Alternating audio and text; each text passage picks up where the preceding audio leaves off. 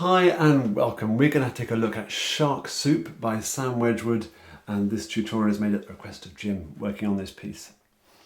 What I think we're going to do is to just have a look at one or two rhythmical things first of all, mainly in the left hand, and then I'm going to go through it really steadily with both hands together and we'll discover things as we go. And at the end of the video I will just play it once through. You may know I've already recorded this piece as a performance, and it's with a backing track if you'd like it. You're very welcome, and you can download it from my website. So for now, no backing tracks, just ourselves and the piano, and we're going to go nice and steadily. Always practice at the speed of no mistake. Take it whatever tempo means you can make sense of it and get it right. Easier said than done, I admit. Now then, the first little bit I want to look at with you is the first 4 bars of the left hand. And we can see that each of those bars has a different rhythm. They're similar in that they all have one crotchet note at the beginning of each bar, but then the rhythm for the third and the fourth beats is subtly different.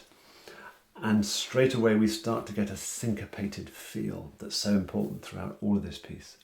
So let's dig into those 4 bars, and I would suggest first of all just focusing on the rhythm. I'm going to clap it, so I might do this, counting aloud.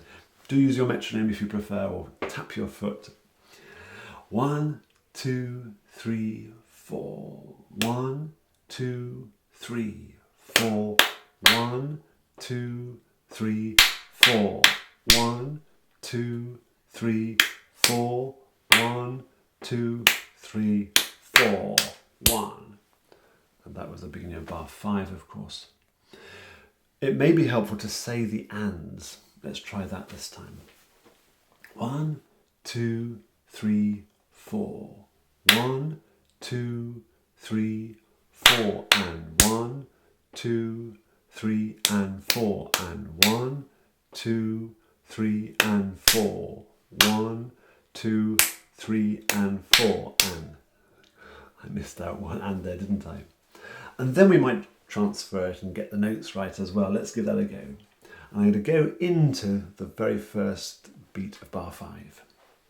1, 2, 3, 4. 2, 3, 4. 1, 2, 3, 4. 1, 2, 3, 4. 1, 2, 3, 4. 1.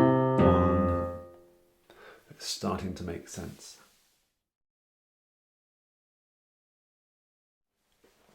Second idea is the rhythm that we see in bar 9. It's a very, very common rhythm. This idea of we have 4 beats in the bar. Think of it as a 1, 2, 3, 1, 2, 3, 1, 2, 1, 2, 3, 1, 2, 3, 1, 2. So the rhythm of that will be left hand. I'm going to put a little B in there with my right 2. 2, 3, 4. 1, 2, 3, 1, 2, 3, 1, 2, 1, 2, 3, 1, 2, 3, 1, 2, 1, 2, 3, 1, 2, 3, 1, 2. Yeah? I'm adding that B because that will become a feature, it's part of the harmony. One more time, same thing. 1, 2, 3, 4. 1, 2, 3, 1, 2, 3, 1, 2, 1, 2, 3, 1, 2, 3, 1, 2, 1, 2, 3, 1, 2, 3, 1, 2. Notice how the beginning of each bar was a short staccato. The other 2 things were more held, more legato. And the very final quick rhythmic thing is from bar 25, very similar to what we've just done, but the last note is held on to the very end, to the and of 4, or you might prefer to think about it as preceding the first beat of the following bar. Here it is. 1, 2, 3, 4. 1, 2, 3, 4. 1, 2, 3. Here it is again.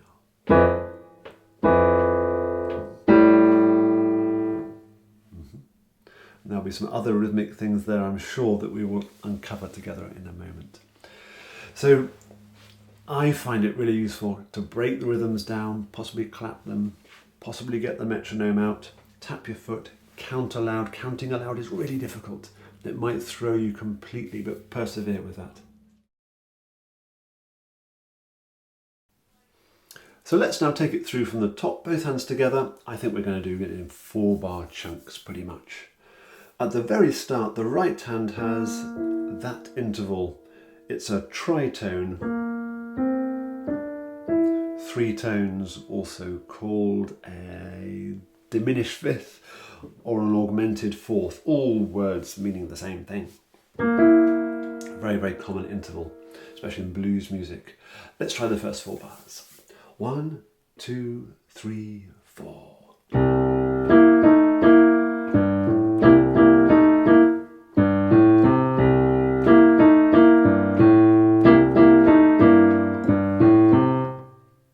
And notice how the last chord with the right hand was perhaps tenuto, held on, slightly leaned on, perhaps made very short, and that was all part of the character of that. Let's hear it one more time. Mezzo forte, so we've got to keep something in reserve for later on. 1, 2, 3, 4. I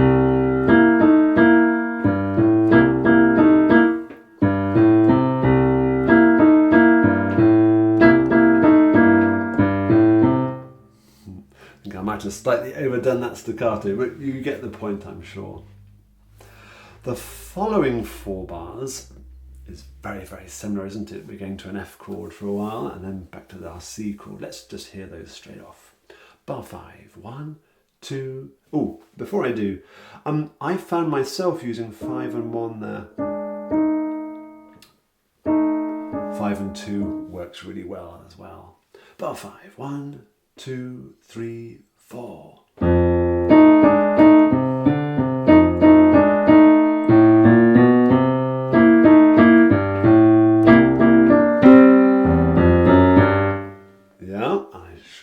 That on right the way through the bar while we had that growing there.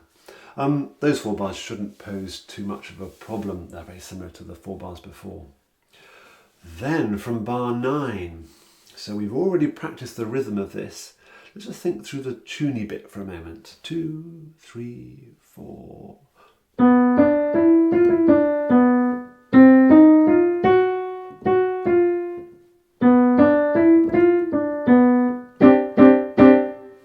So that bar 11, is particularly tricky. If only he hadn't put in that extra acciaccatura E, it would have been so much easier. Let's listen to that bit one more time. Notice I'm using the 2nd finger on the D. I find that slightly easier. But again, 3rd is an option, as it says in the ABRSM booklet. 1, 2, 3, 4.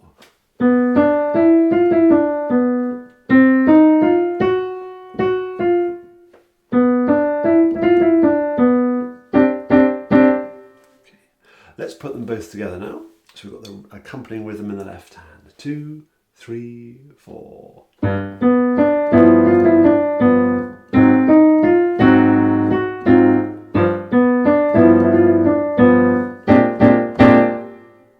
Definitely aiming for that chord at the end. One difficult thing about these few bars is that our thumb is having to hold on to a B whilst the melody is going on, and that's great for piano technique. Any exercises you can create for yourself, patterns where you're perhaps holding on to one thing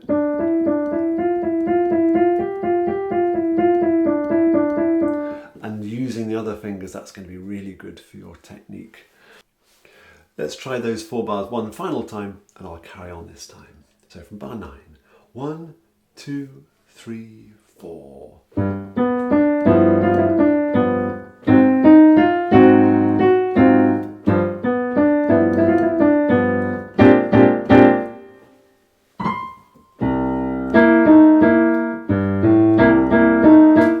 This bit, we know it already. It shouldn't throw any surprises, but is it identical to the start? No, it's not quite. I'll leave you to see if you can find the differences. I think there are at least 2. I hope I've got that right. Let's go now from bar 13. 1, 2, 3, 4.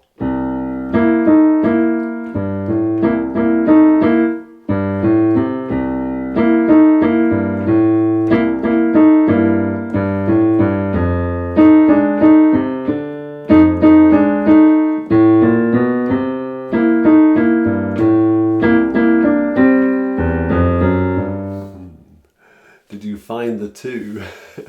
Now let's carry on. Again, we know this already. This is good news. Nice and loud and confident. 2, 3, 4.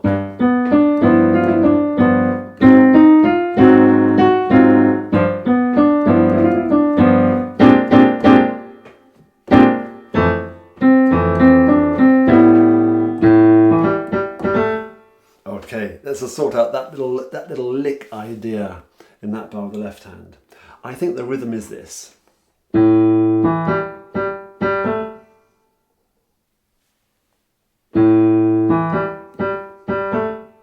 count the beats. 1, 2, 3, 4. I'll now put in that 7th at the start. 1, 2, 3, 4. And of course, we've got exactly the same rhythm in bar 28. I'm going to go from bar 25 really quite steadily now. 1, 2, 3, 4.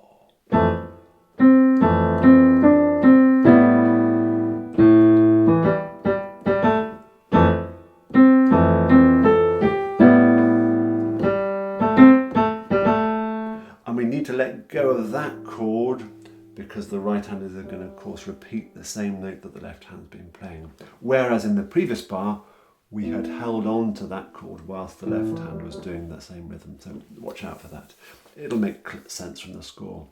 And then, very similar from 29, 2, 3, 4.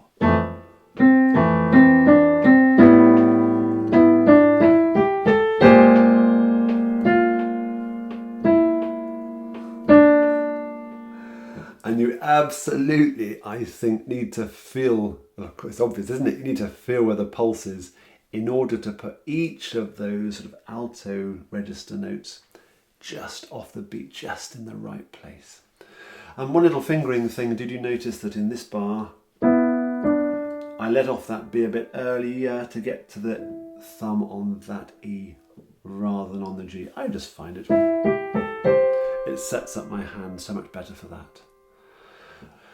More comfortably. Let me go through that bit one more time now from bar 25. 1, 2, 3, 4.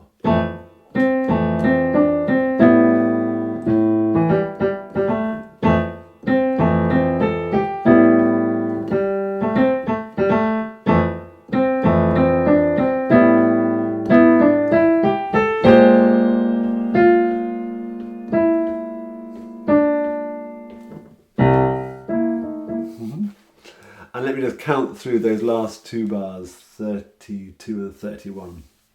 Again, I'm going to pretend that we come in on the first beat of the bar. 2, 3, 4. 1, 2, 3, 4. 1, 2, 3, 4. So I'm anticipating the 3rd beat and I'm anticipating the 1st beat. From the beginning. 2, 3, 4. 1, 2, 3, 4. 1, 2, 3, 4. Anticipate 3 and 1. And let me now keep going. I'm going to go to the coda straight away, and then in a minute we'll link it all up together. Hold on to the top one for as long as you can. So I'm seeing that as a G minor and a C. You could practice that over a range of the keyboard. G.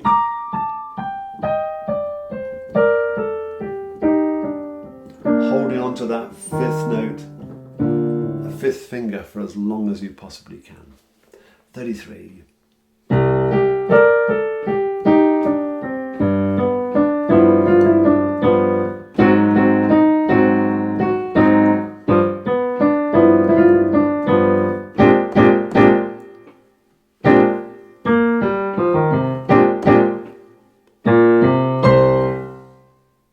And on those last 2 bars, I often feel the notes, or for me, feel as if they're sort of on the wrong beat. Something that rather sort of catches me out. So let's think through those 2 bars. 2, 3, 4.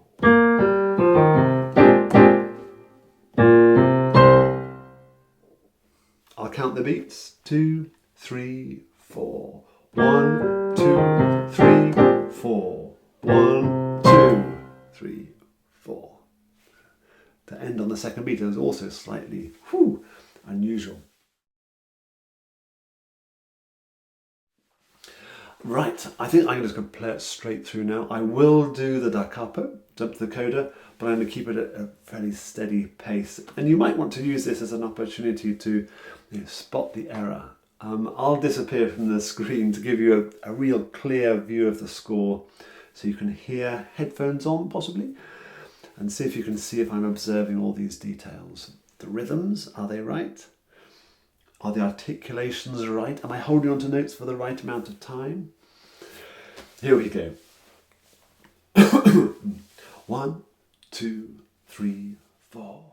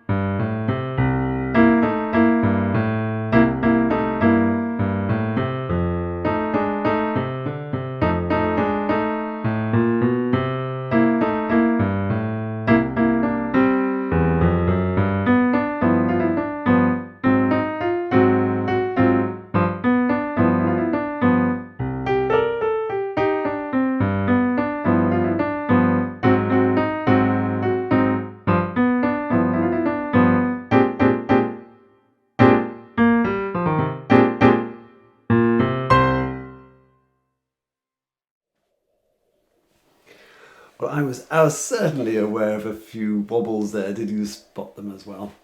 So I hope that was useful, Jim. It's a great fun piece, lots and lots of rhythmic work. And as I hope I've shown, what I find useful is really counting aloud, getting the metronome out, seeing what works. That said, eventually we have to sort of feel those rhythms much more.